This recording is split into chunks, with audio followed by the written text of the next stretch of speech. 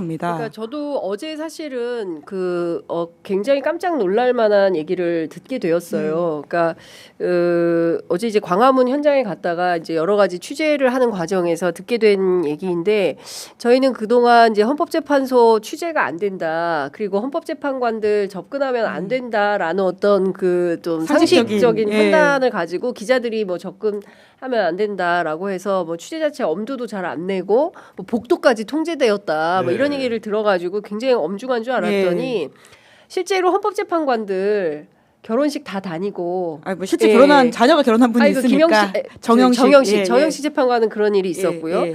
그리고 그 카톡 다 하고요. 지인들한테 전화 오면 전화 다 받고 동창들 연락 오면 통화 다 하고 일상생활 다 하시고 뭐 축구 대회인지 테니스 대회인지 예약도 다 제가 뭐 확인한 거 이거는 단독인데 하나만 확인해 드리면 헌법재판관 중에 한 분이 4월 12일 날 모 스포츠 대회에 참가 신청을 했다는 거예요. 4월 12일. 그래서 윤석열은 4월 11일 그랬나요? 보니까. 그건지는 모르겠어요. 근데 지난주 금요일에 8명의 헌법재판관 중에 한 분이 누구라고 말은 안 하겠습니다. 한 분이 4월 12일 날 있는 모 스포츠 대회에 부부 동반으로 참가 신청을 했다라는 것을 확인을 했어요. 그래서 4월 11일인가는 모르겠지만 그게 있고 중요한 것은 우리는 매우 엄격한 잣대로 왜냐하면 이 8분의 헌법재판관의 어깨 위에 대한민국의 미래가 대한민국 민주공화국이 이 민주공화정이 살아서 갈 건지 아니면 퇴행해서 독재 국가의 길로 갈 건지 해외 유럽 스웨덴에서 마저도 걱정하고 있는 이 사태를 8명의 어깨 위에 있기 때문에 엄중한 자세로 취재마저도 조심하고 자중하면서 적극적으로 접근도 안 하고 있었는데 이 사람들은 스포츠 일정 잡고 전화 통화 다 하고 친구들한테 연락 오면 소통하고 다 한다는 거예요. 그러면 이 사람들은 일상생활을 하고 있는 거예요. 그럼 대한민국 여론 지도가 어떻게 흘러가는지 우리들이 늘 알았던 것처럼 아침 뉴스 다 보고 신문 다 보고 이런 걸 하고 있다는 거예요. 그런데도 이 결정을 미룬다? 뭐냐는 거예요. 뭡니까 이게 말이 되냐는 거예요. 재판관들 사이에서 민도 차이도 있을 것 같은 게 예를 들면 문영배 이제 재판관 헌재소장 대행 같은 경우에는 그 예전 고교 동창 사이트에서 본인이 올린 글도 아니고 남이 올린 글 가지고 가짜뉴스입니다, 마치 이제 음란물을 방조했다는 식의 얘기를 가지고 극우 지지자들이 윤석열 지지자들이 모여가지고 집 앞에 와가지고 집 입주민들까지 괴롭힐 법한 시위를 한 거 아니겠습니까? 그런 위협을 받는 사람도 있는 것이고 정계선 재판관 같은 경우에는 한덕수 총리 탄핵 결정문에서 인용 의견 소신을 밝혔다고 해가지고 벌써 집 주소를 털겠다는 의견이 나오고 어떻게 괴롭힐지를 고민하는 방책들이 하나둘 등장하지 않습니까?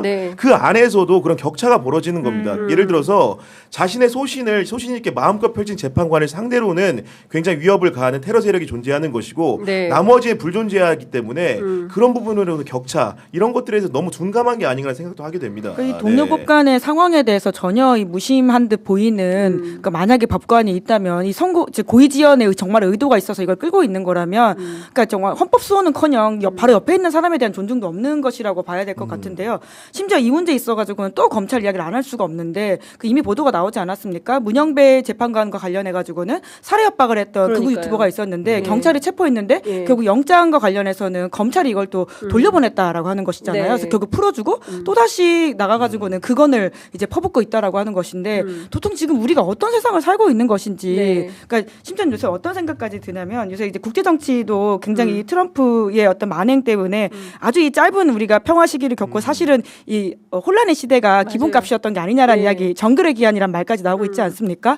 그래서 설마 우리 역사도 87년부터 2024년까지 짧았던 민주주의 시기를 혹시라도 기록하는 게 아닌가라는 걱정까지 드는 이번 주이긴 합니다. 뭐 제가 좀 이번 주 유달리 좀 텐션이 높긴 한데 그럴 수밖에 없어요. 그러니까 저는 이런 겁니다. 그러면 헌법재판관들은 이 폭력을 용인하겠다는 거냐는 거예요. 그러니까 법원에 119 폭동이 있었지 않습니까? 그러면 이 폭동을 용인하겠다는 것이냐? 이 폭동은 안 되지만 윤석열의 그 내란 행위에 대해서는 용인할 수 있다. 아무 때나 비상계엄을 선포하고 그래도 된다. 일종의 이제 계엄 면허증을 내란 속의 윤석열에게 주겠다는 것이냐? 그런 결심을 하는 거냐? 그러면 헌법재판관들이 이런 결심을 했다고 치면 그럼 우리 국민들은 그 결정을 용인하고 받아들일 거냐? 네. 대한민국 국민들이 폭력을 용인할 거냐는 거예요. 우리는 군사독재를 겪었고 정말 많은 사람들이 죽었습니다. 민주주의를 지키기 위해서 박종철 열사, 이한열 열사 우리 다 기억하고 있지 않습니까? 이분들의 피로 우리 민주주의를 지켜온 이 역사를 이 헌법재판관 8명이 뒤틀었을 때 이걸 그냥 우리 국민들이 그렇게 합시다. 이제 앞으로 우리는 독재국가로 갑시다. 이렇게 할 수 있겠냐는 거예요. 그러니까 저는 대한민국의 집단 지성이 여기서 멈출 수는 없다라는 생각을 하는 것이고 이거를 계속 미루는 것은 이건 정의가 아니죠.